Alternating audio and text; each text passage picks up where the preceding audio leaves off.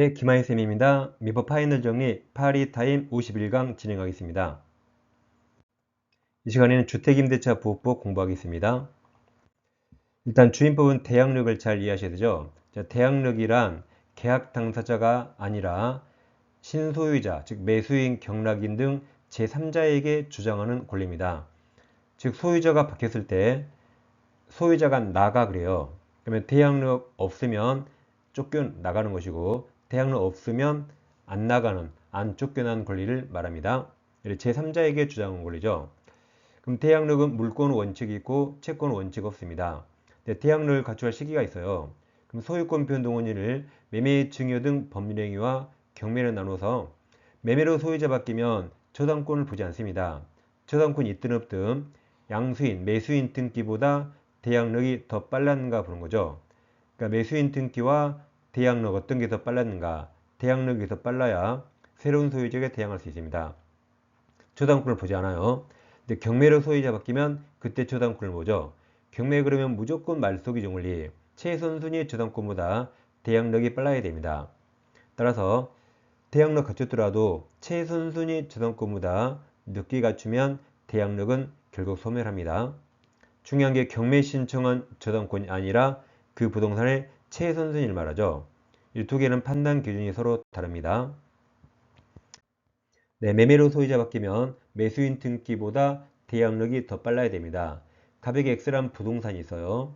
제가 부동산이라고 말했습니다. 주택이라고 말하지 않았습니다. 이 부동산은 을과 임대차입니다. 계약한 2년에 보증금 3억을 제거하면 을은 임차권을 취득하고 이건 채권입니다. 근데 이 중에 1년 지났거든요. 1년 만에 갑이 병한테 팔고 등기하면 기간 도중에 소유자가 병으로 바뀌었죠. 그러니까 병이 을에게 나가 그래요. 그럼 을은 아직 1년 사용 덜 했죠. 그럼 을은 나가야 됩니까? 안 나갈 수 있나요? 을이 가진 권리 채권입니다. 채권은 당사자에게만 주장할 수 있죠. 을은 이 계약 갑과했죠? 갑에게만 주장할 수 있습니다. 병과한 적 없죠? 그럼 제3자 병행위는 주장할 수 없습니다. 그걸 대항력 없다고 표현합니다. 잘 들어보세요. 을은 이 계약 누구랑 했죠? 갑과 했죠? 갑에게 주장할 수 있습니다. 갑에게 주장할 수 있죠. 그런데 그걸 대항력이라고 부르지 않습니다. 갑과 을이 약속했으니까 당사자끼리는 약속 지키라고 주장할 수 있는 겁니다. 대항력이란 갑과 맺은 계약을 당사자가 아닌 제3자 병, 제3자에게 주장하는 걸 대항력이라고 부릅니다. 근데 채권은 원칙 대항력 없어요. 그래서 병이 나가면 을은 중간에 쫓겨납니다. 3억도 병한테 못 받죠? 3억도 갑에게 받아야 돼요. 자, 그럼 을이 대항력 없다는 말은 양수인 병은 앞소유자 갑주의를 승계하지 않는다고 표현합니다. 같은 말입니다. 여보세요? 대항력 없다가 병은 앞사람 승계하지 않아요. 그럼 만약에 X가 시가가 5억이면 병은 5억에 사는 겁니다. 병이 3억 내주는 거 아니죠? 그래서 병이 갑에게 5억을 주면 갑이 그 5억에서 을 3억 주고 내쫓아내는 겁니다. 이렇게 채권은 원칙 대항력 없어요. 근데 채권은 예외적으로 대항력을 취득할 수가 있습니다. 첫째, 민법 627조에서 임차권 등기하면 그때부터 대항력이 생깁니다. 근데 만약에 X가 주택이었다 해보세요. 만약 주택이었다면 갑과 을이 주택임대차였죠. 그럼 주택임대차도 임차권 등기하면 대항력 생깁니다. 근데 굳이 돈 들을 필요 없죠. 주임법에서 임차인 주택을 인도받고 주민록 즉 전입신고하면 다음날 0시에 대항력이 생깁니다. 세 번째, 만약 X가 상가 건물이었다면 갑과 을이 상가 임대차였죠. 상가 임대차도 임차권 등기하면 대항력 생깁니다. 여기도 굳이 돈 들일 필요 없어요. 상인법에서 임차인 상가 건물 인도받고 사업자 등록 신청하게 되면 이때도 다음날 0시부터 대항력 생깁니다. 그러니까 임차권 등기하면 대항력 즉시 생겨요. 이렇게 주임법 상인법으로 대항력권을 갖추면 대항력은 다음날 0시에 생깁니다. 그것 빼고 나머지 다 똑같아요. 그럼 을이 이렇게 1번 먼저 대항력 취득했다고 가정해 보세요. 그러면 병 그거 알고 사겠죠? 그때 한해서 을은 갑과 맺은 그 계약을 갑에게 대항할 수 있습니다. 그럼 이제 을은 2년 안 쫓겨나죠. 3억도 갑에게 받는 거죠. 그럼 이렇게 을이 제3자 병에게 대항력 있다는 말은 이제 병이 갑주의를 승계한다고 표현합니다. 그럼 병이 갑주의를 승계하죠? 그럼 여기다가 병을 대입해요. 그럼 병과 을이 계약 맺은 것처럼 병이 똑같이 책임지는 겁니다. 그것을 을은 제3자 병한테 대항할 수 있다. 같은 말이 양수인 병은 앞사람 갑주의를 승계한다고 표현합니다. 그럼 이제 을 나갈 때 3억 누가 내줘야 돼요? 병이 내줘야 되죠. 그러면 병은 5억짜리 이제 2억이 사는 거죠. 자, 그럼 이제 대항력 있을 때 잘 보세요. 대항력 있을 때 병은 5억짜리 얼마에 샀죠? 2억이 샀죠. 왜 2억이 샀죠? 병이 을에게 3억을 내줘야 되기 때문에. 그럼 이럴 수 있나요? 병이 을에게 3억 내주고 그 3억 달라고 갑에게 부당이득 반환 청구할 수 있나요? 못하죠. 병은 2억이 샀잖아요. 그러죠? 그러니까 2억 사고 병이 3억 내주면 5억 딱 맞는 겁니다. 그래서 좀 이따 핵심 파이널 정리 나와요. 양수인이 임차인에게 보증금 반환했죠? 그 돈 3억 달라고 임대인에게 부당이득 반환 청구 못합니다. 왜냐하면 2억이 샀잖아요. 이게 대항력이 있답니다. 자, 그럼 이렇게 매매로 소유자 바뀌었죠? 그러면 이 부동산의 저당권 안 봐요. 이 매수인 등기보다 대항력이 빨랐죠? 그럼 병은 대항력 알고 샀으니까 2억에 사겠죠? 만약에 대항력이 없어가지고 그럼 병이 5억에 샀거든요. 5억에 산 다음에 그리고 대항력 갖춰가지고 3억 달라면 곤란합니다. 이렇게 매매로 소유자 바뀌면 매수인 등기보다 빨랐는가 보는 겁니다. 경매는 무조건 최선의 저당권입니다. 그래서 만약에 지상권, 전세권, 대항력 임차권, 용의권들이 있어요. 그 저당권이 나오면 이대로 경매 나오면 말소 기준 권리가 2번이죠. 밑으로만 소멸됩니다. 얘들은 살아남는 거죠. 그 다음 저당권이 있고 용의권이 있네요. 이대로 경매 나오면 말소 기준 권리 1번 밑으로 소멸하는 겁니다. 얘들은 대항력 있다가 소멸하는 거죠. 그러면 저당권, 용의권, 저당권이 있어요. 시험은 2순위 저당권이 경매 청구합니다. 그래도 말소 기준 권리는 최소는 1번입니다. 얘들 소멸해서 대항력 상실하니까 쫓겨나는 거죠. 얘도 다 소멸합니다. 그럼 아까 대항력 얘들 있잖아요. 대항력 있다 그러면 양수인이 여긴 경락인이 앞사람지 승계하는 것이고 이 대항력 없죠? 그러면 경락인은 앞사람지 승계하지 않는다 그랬죠. 그 말을 꼭 외우셔야 돼요. 같은 말을 꼭 외워야 됩니다. 자, 그럼 대항력 종합하면 갑부동산을 저당권이 먼저 있고 그 다음에 용의권들 지상권, 전세권, 임차권이 있어요.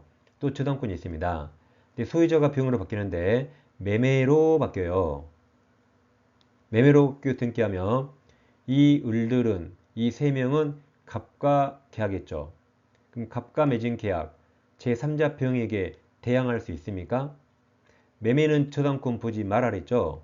매매가 4번이고 2번 시간이 빠르니까 3명은 다 대항할 수 있고 안 쫓겨납니다. 안 쫓겨나요. 나갈 때 얘는 전세금 병한테 받아요. 얘는 보증금 병에게 받습니다. 그럼 이 을들은 병한테 대항할 수 있죠. 같은 말은 양수인은 갑주의를 승계한다 그랬죠. 이번에는 B가 경매 청구해서 병이 경락받아서요. 말소 기준권리 1번부터 소멸합니다. 다 소멸했네요. 이때는 대항력 소멸해서 쫓겨납니다.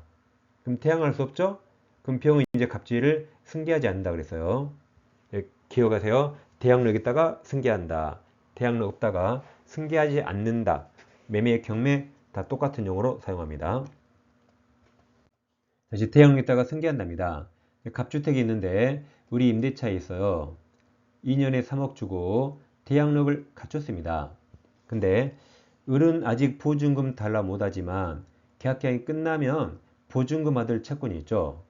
근데 병이 을의 채권자인데 을이 돈 안 갚기 때문에 병이 을의 채권을 가압류했습니다.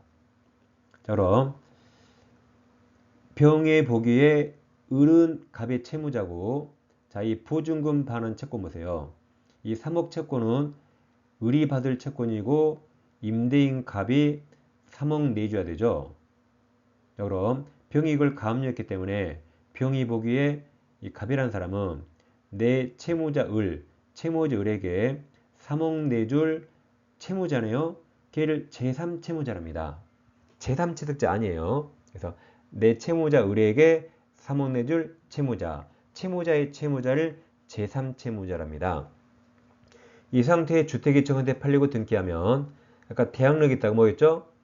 신소유자 정, 양수인 정이 갑주의, 제3채무자주의 승계한다고 표현합니다. 이 대항력이 있다 했죠. 그래서 이제 가압류 채권자도 갑자리에 정이 들어오니까 정의 양수인에게만 가압류력을 행사할 수 있습니다. 기억하세요. 대항력 있다가 승계한다. 대항력 없다가 승계하지 않는답니다. 자, 그럼 이제 갑주택이 있는데 을과 임대차 있어요. 임대인 동의 없고 병에게 다시 전대차에서 병이 직접 점유합니다. 그럼 주임법은 임차인을 위한 법이라 대항력도 임차인에게 인정됩니다. 그럼 대항력권이 주택 인도가 점유죠. 전입신고 주민등록입니다. 그럼 임차인 을 주택 점유합니까 안 합니까? 이거 시험에 많이 나왔죠? 임차인 을 주택 점유해 안 해요? 하죠. 간접 점유. 그래서 이건 점유 그러면 간접 점유 무조건 인정해 주는데 문제는 전입신고입니다. 실제에서는 을 앞으로 전입신고하니까 대항력 없다 그랬어요. 점유만 간접점 인정하고 이건 점유가 아니죠.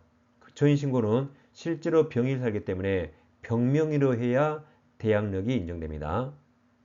지금 이 집에 누가 살죠? 병이 살죠. 을은 살지도 않은데 을명의로 전입신고하면 그 위장전입으로 제재받아요. 전입신고만큼은 실제로 사는 전차의 명의로 해야 그래야 대항력이 인정되는 겁니다. 그래서 보세요. 전차인 전입신고 같은 말이 전차인 주민등록. 전차인을 직접 점유자 다 지읒잖아요. 전차인 지읒, 직접 점유 지읒, 전입신고 지읒, 주민등록 지읒, 쯧쯧 다 지읒입니다. 그럼 이게 상인법으로 시험에 많이 나왔죠. 이게 상인법으로 가면 전차인 이게 사업자 등록이에요. 주임법이라 전차인 주민등록, 상인법은 전차인 사업자 등록. 세트로 외우세요. 전차인 주민등록, 전차인 사업자 등록. 세트로 외워두세요. 자, 오늘 파이널 정리 잘해보세요. 자, 일시 사용이 명백히 가면 이 사람 부활 필요 없으니까 주임법, 상인법 적용 안 됩니다. 다음 주택임대차를 기간을 약정하지 아니하거나 2년 미만으로 약정하면 다 2년으로 봅니다. 다만 임차인만 2년 미만으로 약정한 기간이 유효함을 주장할 수 있죠. 임차인만 주장할 수 있죠. 묵시갱신, 법정갱신은 임대인이 기간 만료 6개월 전, 2개월 전에 아무 통지가 없고 임차인도 기간 만료 전 2개월 전까지 아무 통지가 없을 때 법정갱신이 되고 묵시갱신이 되면 기간은 2년이 됩니다. 2년이 되는데 단 임차인만 언제든지 해지 통과할 수 있고 3개월 지나면 끝납니다. 근데 차임을 2기 연체한 적 있네요. 그럼 묵시갱신정 안 해줍니다. 그럼 이거 1번 숫자 시험에 잘 나오니까 숫자 잘 외우셔야 돼요. 그럼 자 이렇게 옵니다. 굴궁이 잘 봐요. 굴궁식. 내 친구 대륙이가 있어요. 내 친구 대륙이가 자이 아파트니까 주임법인지 알 수 있죠? 자이 아파트를 이렇게 임차했어. 임차했어. 다시 내 친구 대륙이가 무슨 아파트? 자이 아파트. 임차인만 해지할 수 있죠? 임차했어 하세요. 정확히 볼 수 있습니다. 다음 4번 계약갱신 요구권은 임차인이 기간 만료 전 6개월 전부터 2개월 전까지 요구하죠. 단 1회에 가능하고 2년 더 살게 해줍니다. 근데 임대인은 계약갱신 요구를 거절할 사유가 있죠. 자 이렇게 외웠어요. 밥 많이 먹기로 포실포실하게 타고난 대철이가 푸추와 이하보쌈을 먹어요. 이하보쌈이란 게 여러분 소고기하고 키조개 드셔보세요. 그 이합 그 기가 막힙니다. 그래서 부추와 이합보쌈은 계속 먹습니다. 부초 이하 보쌈만 계속 먹으니까 메뉴 일부가 전멸 중. 그래서 포실 이거예요. 직계 존속 직계 배속 포함해서 실거된다. 제외가 아니라 포함, 포실. 다음 타법령에 따라 철거 재건축, 그리고 철거 재건축을 고지했다. 안전사고 우려가 있어요. 이걸 이유로 전부 또는 대부분 철거입니다. 그럼 이게 타고난 대철이에요. 타법령 고, 이게 멀리서 보면 난으로 보여요. 이게 안자, 난자로 보인다. 이게 타고난 대처리, 대부분 철거죠. 그 다음에 부차, 이게 부정임차, 이합보쌈이 이기연지 합의하의 보상. 그 다음에 메뉴 일부가 전멸중, 무단전대, 멸실, 고의들은 중과실 파손입니다. 중과실은 우리 시험법이 딱 3번 나와요. 민법이 딱 1번, 차고 중과실 취소 못한다. 주임법에 여기 1번, 다음 시간에 상위법에 여기 또 1번. 다시 포실하게 타고난 대처리가 부초와 이하 버쌈 먹으니까 메뉴류가 전멸중, 포함 실거주, 타법령, 고지, 안전사고 우려로 전부 또는 대부분 철거입니다. 부정하게 임차, 이기연체, 합의하의 보상, 전부 일부가 무단전대, 멸실, 고의 중과실 파손입니다. 다음 임차권 등기명령하면 등기명령 후 들어온 소유임차인은 최우수 면적권 인정 안합니다. 다음 임대인 보증금 반환이 선의행위죠. 임대인이 보증금 안 주니까 등기명령했기 때문에 보증금 반환이 선의행위고 임차인의 등기 말소가 후이행으로서 동시행이 아닙니다. 다음 이제 대항력에다가 아까 제3자에게 효력을 주장하는 것이고 양수인은 앞사람지 승계한다 그랬어요. 승계하고 안 쫓겨난다. 목적물 인도 안 합니다. 다 같은 말입니다. 대항력 없다는 제3자에게 효력을 주장할 수 없죠. 그럼 양수인은 앞사람, 양도인지 승계하잖아요. 그럼 나가야 된다. 인도하고 나가야 된다. 다 같은 말입니다. 그럼 주인법상 대항력권은 주택인도와 전입신고하면 대항력은 다음날 0시에 생기죠. 매매로 소유자 바뀌었을 때와 경매로 나눴습니다. 매매로 소유자 바뀌면 매수인, 양수인 등기보다 대항력이 빨라야 되고 기간이 끝나면 신소유자, 양수인에게 보증금 반환 청구하죠. 그럼 양수인은 임차인에게 보증금 반환을 해야 되죠. 그리고 그 돈을 임대인에게 아까 부당이득 반환 청구할 수 없다 그랬죠. 주택이 5억짜리였어요. 아까 보증금이 3억이니까 양수인이 아까 2억이 샀잖아요. 그럼 2억이 사가지고 임차인에게 3억 줬죠.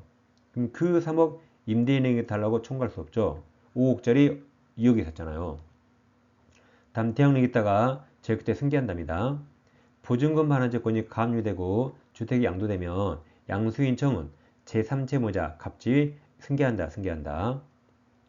경매로 소유자 바뀌면 말소기준 원리 최선순위 저당권보다 대항력이 빨라야 됩니다. 저당권이 먼저 있고 임차권이 나오면 저당권이 먼저 소멸하고 임차권, 대항력 다 소멸한다. 그러면 경락인은 승계하지 않는다 했죠. 여기 승계하지 않는다. 다음 임차권이 먼저 있고 저당권이 있으면 저당권만 소멸하기 때문에 임차권 살아남죠. 그럼 대항력이 유지가 돼요. 그러면 이때는 이제 양수인이 경락인이 승계한다 그랬죠. 다음 전대체 나오면 자 세트로 외워서요. 세트로 전차인 주민 등록 가로가 상위법은 전차인 사업자 등록. 다음 보증금 우선 면제 받으려면 대항력권 확정일자인데 황우석이에요. 황우석. 예전에 서울대 줄기세포 사기꾼 황우석 있어요. 확정일자는 우선 면제 요건이고 최우선 면제 요건이 아닙니다. 그냥 우선 면제 요건이고 우선 면제는 대지가에 포함해서 받습니다. 다음 소액보증금 최우선 면제는 경매신청 등기 전에 대항력권 가져야 되고 아까 확정일자 필요 없다 그랬죠? 얘는 성이 최씨라 최우선 확정일자 필요 없어요. 그러니까 황우석 그냥 우선 면제 요건이었고 최우선 면제도 대지가에 포함합니다. 차임 증감 청구는 5% 20분의 1 초과할 수 없습니다. 그래서 상주를 증오한다. 상인법, 주임법, 증액은 다 5% 초과할 수 없습니다. 상가집 가서 상주를 증오한다 그렇게 하세요. 여기까지 주임법 끝. 중개실무까지 다 커버할 수 있습니다. 네, 민법 파이널 정리는 민법 정가정 총 55개 주제를 딱 24페이지로 정리한 초초 핵심 요약집으로서 이것만으로 충분히 기초문제 다 커버되고 올해 시험 80점 맞을 수 있습니다. 이건 PDF 파일로 만원에 구입할 수 있어요. 아래 계좌번호 입금하시고 핸드폰 문자로 세 가지 정확히 적어주세요. 성명 적어주시고 이메일 주소로 PDF 파일을 보내드립니다. 대문자 소문자 잘 적어주시고 교재도 민법 꼭 적으세요. 과목이 많습니다. 파이널 연까지 제목 정확히 적어주시면 감사하겠습니다. 자, 다음 시간에 상위법에서 이어서 찾아뵙겠습니다. 감사합니다.